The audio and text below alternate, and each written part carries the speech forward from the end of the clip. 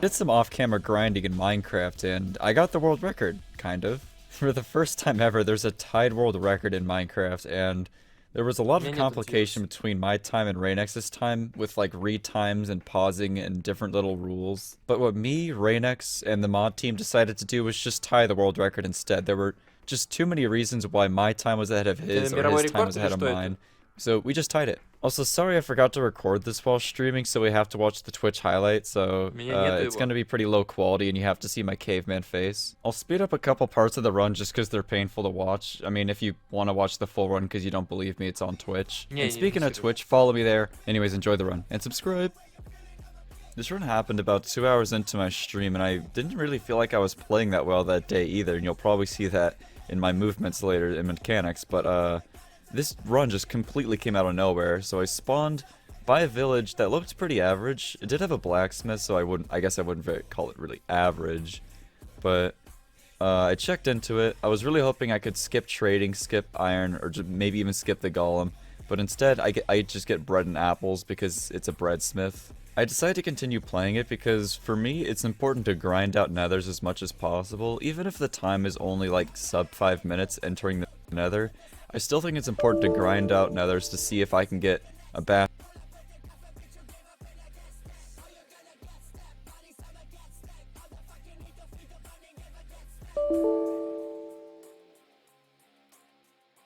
and fortress right next to each other.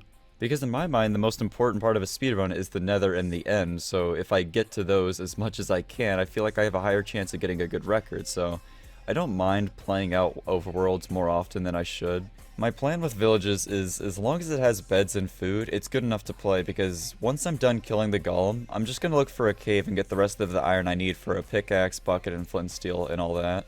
And once I get my iron, I just dig straight down for lava, and digging straight down for lava gives me cobblestone that I can use for for furnaces to smelt the iron while I build my portal. But I did get the furnaces from the blacksmith out of habit, but I guess it didn't hurt. I started getting my usual 6 to 7 hay bales because that is definitely all the food I need, assuming my run is under 20 minutes. One thing I noticed about this village is that all the beds I needed were very spread apart, which is really inconvenient, and I had to run around back and forth and waste a bit of time getting those, but I decided to kill the golem at this point since I was right there and I could sort my inventory and craft my bread in the meantime. So I got this out of the way, and the golem drops 5 iron, which is really nice because now I only need to go and mine 2 iron from a cave, or whatever cave I find. At this point I only had 2 beds and I had to stay in the village for a little bit, so I yoinked the water from that fountain. I looked and saw a bunch of houses over here that I could take beds from. Got 1 more bed. This one had emeralds I picked up, but there actually weren't enough emeralds to trade with a villager for a bucket. Now this gravel right here, I think I can safely blame this gravel on not getting the world record. I mean, I could really put the blame on... Ну, смотри, Хай, ты единственный, кто меня выделяет в чате. Естественно, я тебя увижу. anything, but I think flintlock would be the funniest thing, so I blame that gravel. You'll see why later. Now I decide I'm done with the village, so I leave with only 4 beds, which is very risky on its own, but I have a very high chance of getting enough string trades from a bastion for at least 1 or 2 more extra beds. So I'm perfectly fine leaving with 4, and I find the tiniest cave ever. I thought it would just be a dead end, but it actually goes down a little bit. So I start digging down because lava dousing, I think you dig at the start of a cave. I still don't really understand it, but it seems to work, so I do it anyway, and I'm going to speed this up because it's boring. Unfortunately, this dig down to lava wasn't really the best. I did eventually hear some lava pops while I was digging down, but it wasn't real lava, and I had to awkwardly dig around in all sorts of different directions till I eventually found it. This is why taking the furnaces from... Это точно топ мира, чуваки? Нашел решение проблемки. Blacksmith was kind of pointless because I end up mining 53 cobblestone before I find some lava. I mean, that's not the actual lava I need. It's flowing lava. But I got the 2 iron I needed just for my pickaxe, and I look around the ravine and instantly find some actual lava I can use to build the portal. So I set up my furnaces, split the iron so it smelts the tiniest bit more efficiently, build my portal. This run really wasn't that great, at least the overworld wasn't. This overworld really wasn't a great start to this run because I am still entering at about 5 minutes, and sub 5 enters are kind of on the way out, as weird as it sounds, because most people would consider sub 4 like the most for world record pace. People usually go for sub 4 or sub 3 enters, before they're comfortable with the run being like actually decent. After a pretty below average overworld, I finally start entering the nether around 4:30. Окей. I sort my inventory a little bit, and I finally get into the nether. My spawn looked, I mean, it looked nice because it was open. It didn't look that great. I didn't see any immediate structures, but then I did see a bastion to my side. So I decided it's good enough to go for. It's not ridiculously far. I'm not sure if I can actually access it because I start going over the hill hoping that leads to the bastion, because other than that I would have to bridge across a lava lake, which is painfully slow. And luckily enough, this hill right over here does lead to the bastion.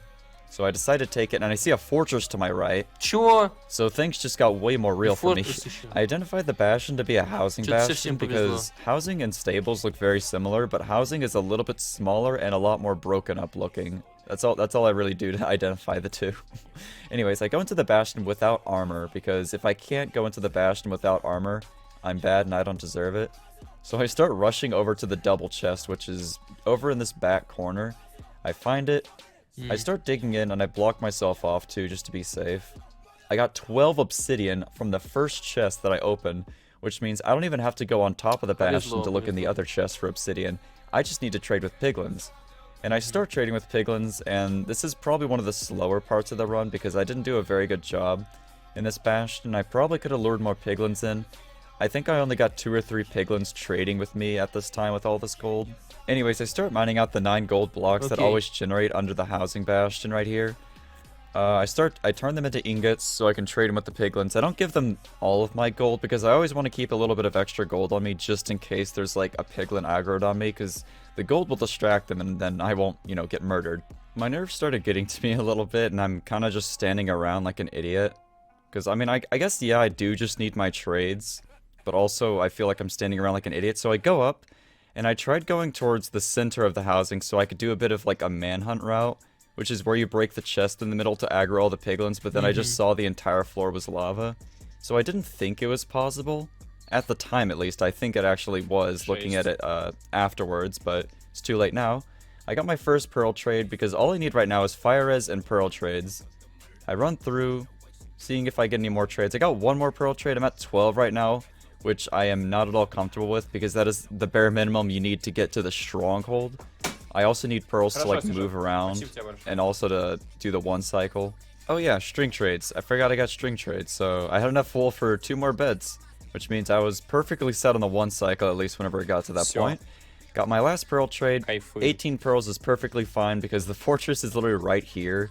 So I only needed like 1 or 2 pearls max to get to it. So I start making a mad dash for it. I locate it.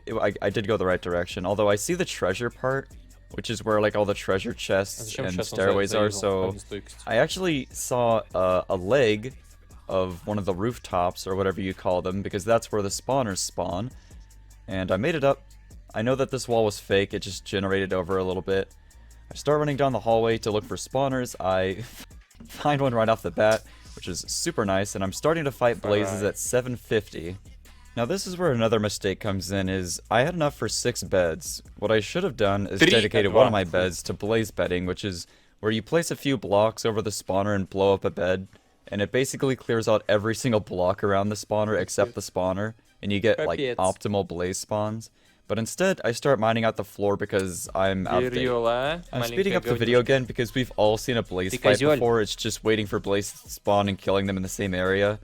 It's about as repetitive as digging straight down for lava, so that's why I'm speeding it up again. Again, if you want to watch the run or the stream in its entirety, then you can watch that on my Twitch. I started getting a little bit desperate here because my pace was still like completely nuts. I was still at sub 10 blind pace. I looked for another spawner and couldn't find one. I just kind of gave up after 10 seconds and ran back to the original spawner, hoping that I can get my other 2 rods in a reasonable amount of time. I didn't believe that I would have gotten a sub 10 blind, but then 4 blazes spawned, and as you can imagine, I got my 6th rod right here. I killed the last one hoping to get a 7th to be safe, but I didn't, so I went in a little bit risky and hoped for the best. My blind travel was about the same as the one in my Throne World record run, but it could have been way faster because my bastion was pretty slow due to a lack of piglins. My blaze rod rates were pretty decent, but my blaze spawn rates were kind of low because I didn't blaze bed. So right now I'm trying to get to a flat open area so I can throw my first eye. I throw it here, and what I'm doing right now is I'm just writing down the angle so I can do a bit of mental math. And this mental math right here, where I pause to think, actually gets added to my time, which is why my time was so close and ended up just getting tied to Rainex's. But what I'm doing is I'm changing my angle to the side, so I can triangulate and get a rough estimate of how far away the stronghold is. I was supposed to go about 40 blocks, but I can't really calculate it since I'm swimming, and I just kind of roughly estimate it.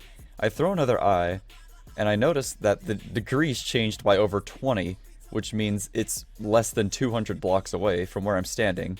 I copied down the angle so I know which direction to go exactly, and I know that I only have to travel about 1 to 200 blocks, so I make it to a shore on the other side of this island before I throw another eye, because I know the next eye I throw is pretty much guaranteed to go backwards, and I can easily triangulate it and get into the stronghold in less than a minute or so.